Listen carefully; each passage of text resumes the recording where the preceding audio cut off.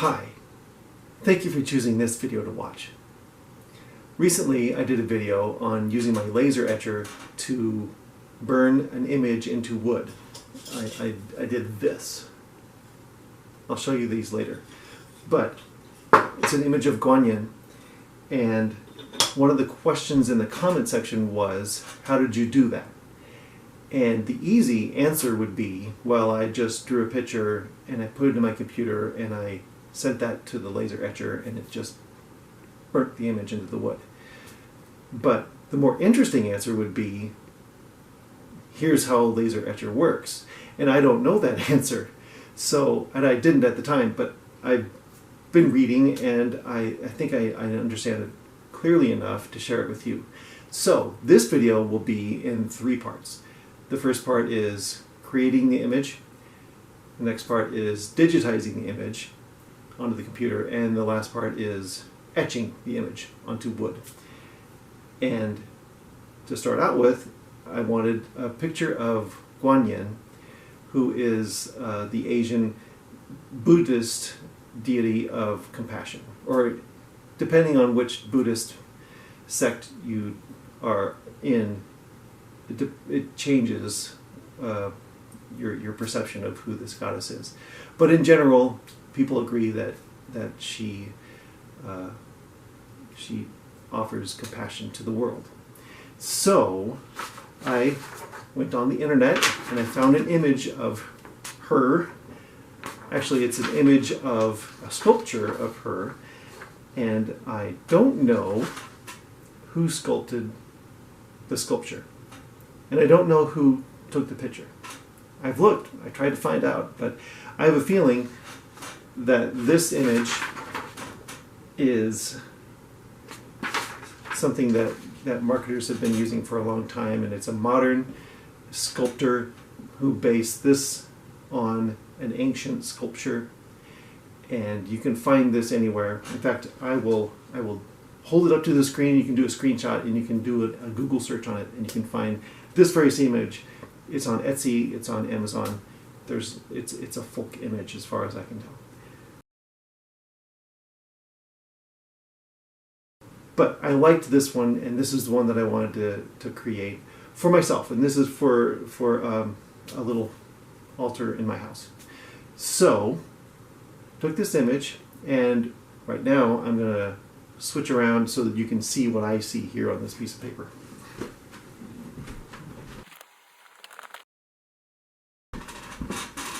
So what we have here is an image of a plastic sculpture that's about 1 foot tall. And it's a picture of a woman holding a little, you probably can't even see it in this picture, I definitely can't, a little sprig of willow and in one hand, and in the other hand she's holding a bottle that's tipping out the elixir of compassion. And the willow is a symbol of life and flexibility. So there's other symbols in this image, but I really liked her face, and I like the flowing nature of her robes. That's a lot of the sculptures I saw online have this. So this is what I wanted to create. So this is the biggest image I can find. I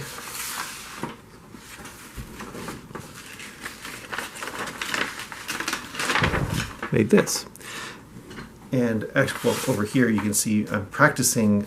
I cannot figure out how to make these stupid fingers. Can't figure out how to do it. It's a really odd way of holding her hand. She's holding it like this, but this is the side to the camera, so like all these fingers are foreshortened, and it's, I mean, in the sculpture it looks natural because you're seeing it in 3D, but this image is not. So, sorry for the squeaking, that's my desk.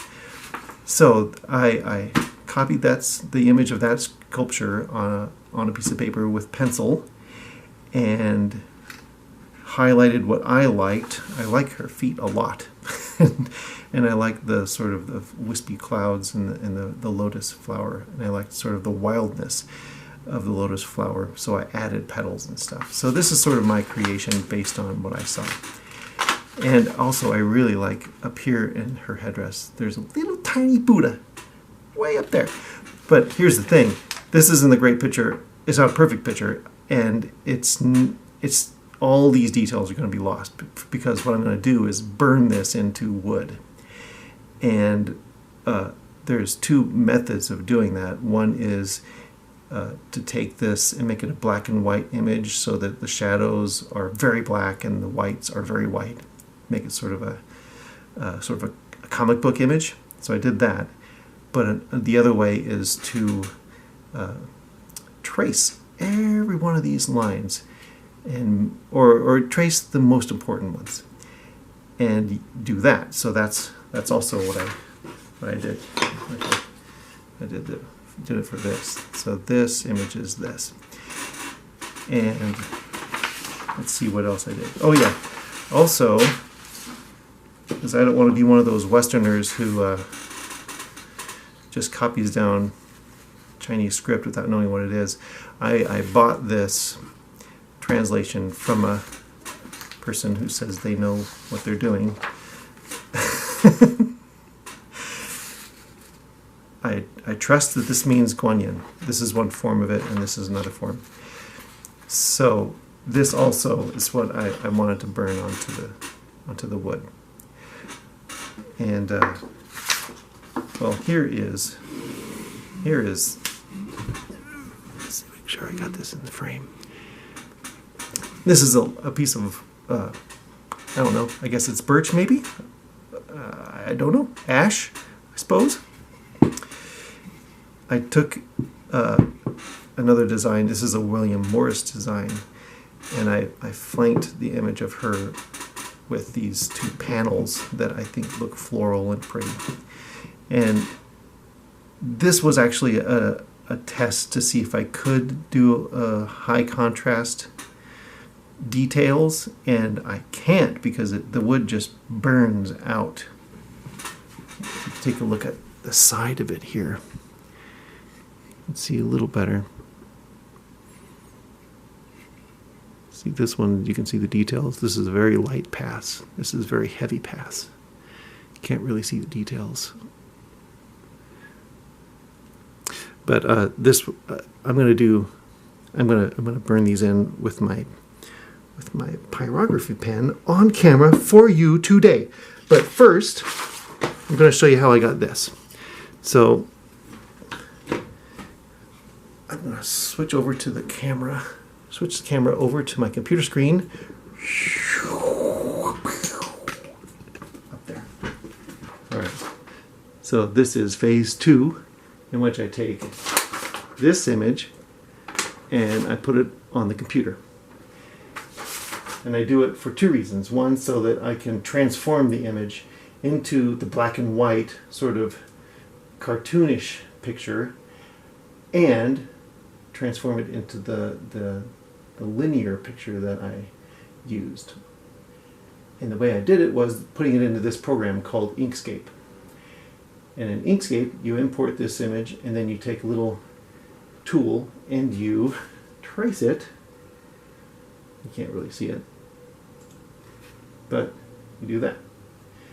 And I guess I could, if I was a master at Inkscape or vector-based drawing programs, I could have just freehanded it. Actually, Inkscape is based on a computer program called Freehand, which I guess masters are able to draw pictures without tracing. But I need to trace, so that's what I did.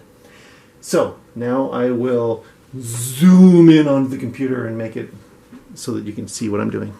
All right, now we're inside the computer, and I wanted to do this so that you could see what exactly a person has to do in order to get a traced image. Look, there's Buddha. Let's take the mouth, for example. Now, that looks like a mouth, and that looks like a mouth. What I want to do is I just want to make a line from here to there. So, take one of these little guys, this tool here, place a vector here, and there it is. There's the mouth. basically, let's create one right here. I'll do one off to the side. There's one end of the line, there's the other end, and that's it. And now I'm going to make a more complex shape with each corner being basically the coordinates for the laser etcher to follow. If I don't like this line here, I can take one of these and move it around, change the shape a little bit. This is a Bezier curve, so I can make this curve really elongated or really fat. I can take, if I don't like that little kink, I can erase it. So this is how you draw, quote unquote, freehand with the computer. And that's basically what every one of these little lines is. Now, as I pulled in closer to that image, you could see that my tracings weren't very precise. And I'm okay with that for two reasons, for this project. One is that all of this is going to be on a very small scale, and as you saw, the image itself is only about an inch wide, whereas on the screen it's enormous. But the reason I'm choosing this program to trace it with is because it produces a file called an SVG. That stands for Scaled Vector Graphic. And each little point there is a vector. So the line between the two vectors is the line that will be burned into the wood. And it's scaled because I can take this image, this scaled vector graphic, and I can make it as small as I like or as large as I like, and it won't reduce the resolution.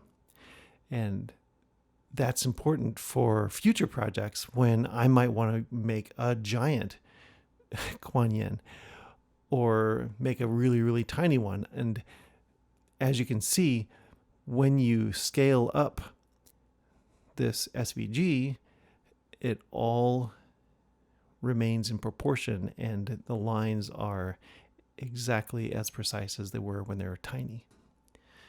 But if I scaled up this JPEG of the face, you can see that it really loses resolution and it only looks good at a certain size. So that's the main reason of using the SVG. And also because an SVG can be converted into code that a laser etcher can read, but also a CNC router can read. And one of the future projects I was thinking about was carving a deeper impression of Kuan Yen into wood. And you can't really do that with a laser etcher. It just burns it out. So you turn to a router, which is basically a drill bit on the end of a robot arm. And it moves around according to the code. Well, it's called G code, but it's converted from the SVG. So that is a future project. I'll just show you one of my previous projects that I did use a CNC router for your information. This will be a little sidetrack, and then we'll get right back to the Kuan Yen. Okay. And here is a file that I made for a cable tree base, which I'll show you in a second. I just wanted to let you see the way I kind of built up this image. All these are just the same kind of lines that I made in the other file. Here's the original sketch I made, and you can see here how I've designated which layers I want to put which lines on, because when you're routing into wood, you want to make sure that certain layers are underneath others, or else you'll be chipping out the wood. So here's the finished piece. You see how I routed out the center for this stand to fit into, and then you can see how deeply the router drilled into the wood. And some of the areas just got completely obliterated. See how that was supposed to have little lines in it? That just has to do with the size of the bit I used. So this one was the one that I kept because I gave the good one away. But this is how different it is with laser etching. how tiny the lines are and how shallow the cuts are. You can get very tiny little details. Let's see if I can.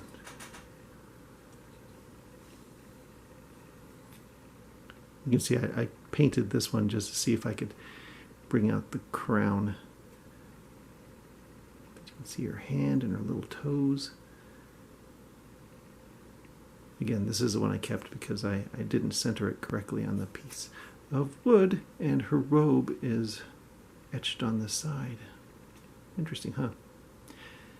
So, oh, you can even see some beads on her necklace. I'm just fascinated with this technology. Right. Moving on to the laser etching phase of this video, I decided I'd just draw a simple shape on Inkscape and then use that as a demonstration of how the laser etcher works in general. And then I'll talk a little bit about how laser etchers work in detail, but not too much detail. I'll put some links in the description for papers and videos describing exactly how all that stuff works, because it's pretty complex. But for your edification, just to answer some simple questions you may have about the mechanics of this whole operation. Okay, here is the laser etcher, and here's a piece of wood, a little scrap piece of wood that I decided I would use for this demonstration. And it's actually operated by an app on your phone. So I'm going to choose that little shape that I just created. There it is. And I will say that's the one I want. And decide I'm going to make it, well, I'll make it 50 millimeters wide. And I guess I'll just call it shape. I'm not sure how important it is that I do that, but I'm going to enter my password off screen. And there it is. It just received it. And it allows me to determine how powerful the laser is and how deeply I want it to cut. And I'm just going to use the same settings that I did for the previous one. And I'm going to put on my darn old protective eyewear.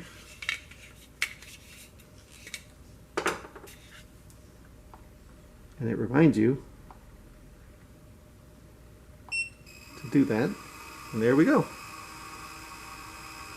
It's just cutting away. Well, I decided to experiment a little bit more with this shape. And as we watch it, I wanted to describe what's actually happening. So you can see this laser moving back and forth, etching one line at a time, sort of like scanning one line at a time, the image I created on Inkscape.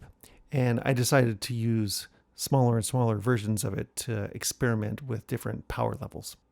And you can see how the laser interacts with the material in different ways at different power levels and at different scales.